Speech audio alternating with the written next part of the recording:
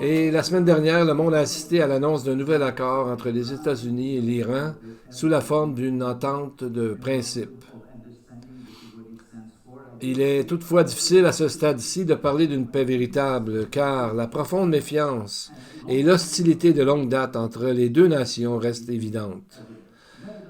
Mais le président Trump a quand même déclaré: ce grand accord apportera la paix et la sécurité à toute la région. Le fera-t-il? Est-ce que ça va fonctionner? Un tel accord pourrait-il véritablement apporter une paix et une sécurité durable au Moyen-Orient et en Israël?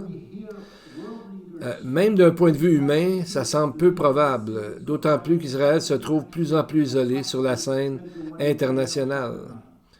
Et ça nous fait penser à le texte, nous les croyants, à Daniel chapitre 9.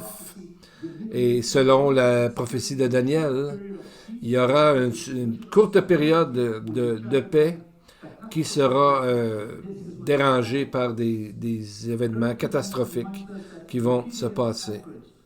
Donc cela nous rappelle que tous les efforts répétés pour trouver une paix à cet endroit, et n'oubliez pas que Daniel parle d'un traité de paix, alors qu'il y aura un jour un dirigeant qui viendra proposer une paix, que nous savons que plus tard, ce ne sera pas une paix, mais plutôt beaucoup de problèmes. Et c'est intéressant de noter que Trump lui-même a dit: de nombreux présidents ont tenté de faire la paix avec l'Iran et tous ont échoué avant moi. Les dirigeants de la région ont, pour la première fois, trouvé un président qui peut les aider à parvenir à une véritable paix. Bien, ça fait aucun doute que de nombreux dirigeants à travers l'histoire ont recherché la paix dans la région avec des intentions sincères, mais d'un point de vue prophétique, la Bible indique qu'un futur dirigeant va arriver, qu'il vienne d'Europe ou des Amériques, mais pas un juif comme tel, mais il se présentera initialement comme un homme de paix, au moins pendant les 3 premières années et demie de ce qu'on appelle la tribulation. Cet homme, on le nomme dans la Bible l'Antichrist. C'est également intéressant d'observer des changements dans l'opinion publique même en Israël. Selon un sondage récent réalisé la semaine dernière, environ 71% des Israéliens ont déclaré qu'ils ne faisaient plus confiance au président Trump pour garantir un accord de paix durable au nom d'Israël, et environ seulement 13% ont exprimé leur confiance en lui. Il y avait un temps où beaucoup ont comparé Trump à Cyrus, le roi perse que Dieu a utilisé pour aider le peuple juif. Aujourd'hui, cependant, l'opinion publique semble changer grandement et nombreux sont ceux qui recherchent le leadership et leur sécurité ailleurs. Pour les croyants, c'est un rappel important que notre confiance ultime ne doit jamais reposer sur des dirigeants politiques quels qu'ils soient ou des accords internationaux, mais sur le Dieu d'Israël qui seul dirige le cours de l'histoire et dont les desseins prévaudront en fin de compte.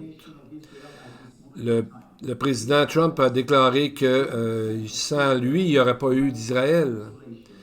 Et son vice-président a dit que Trump était le seul qui était encore ami d'Israël. Et donc, c'est assez triste de voir ça. Trump a déjà dit, vous savez, on connaît le type, il a dit: sans les États-Unis, il n'y aurait pas d'Israël. Sans moi, il n'y aurait pas d'Israël. Israël aurait explosé il y a longtemps si je ne m'étais pas impliqué. C'est sûr que c'est audacieux, c'est du Trump pur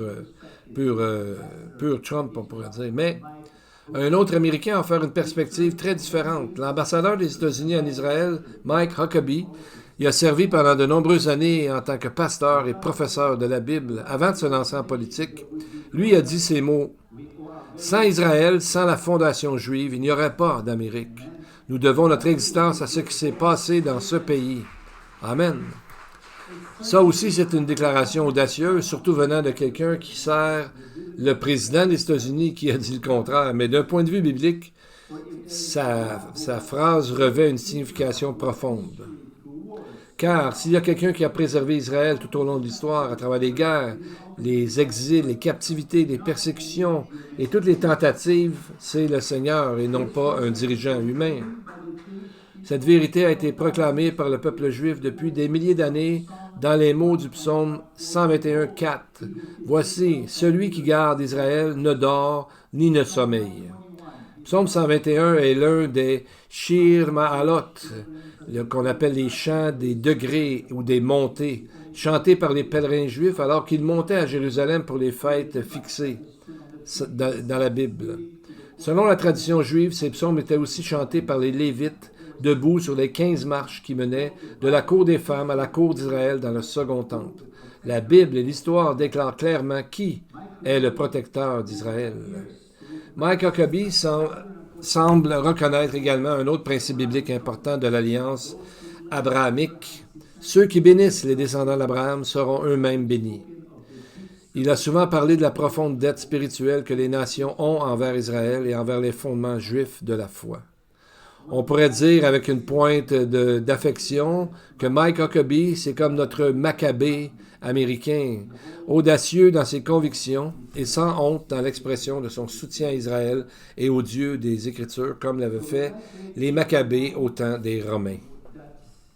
Avec cette grande vérité à l'esprit, et savoir que c'est le Seigneur lui-même qui veille sur Israël, qui ne sommeille ni ne dort, nous allons voir maintenant le livre d'Amos, où il y a maintenant près de 2800 ans, Dieu rappelait à son peuple que si les nations s'élèvent et tombent, que les dirigeants vont et viennent, lui seul reste fidèle, protecteur, juge et rédempteur d'Israël.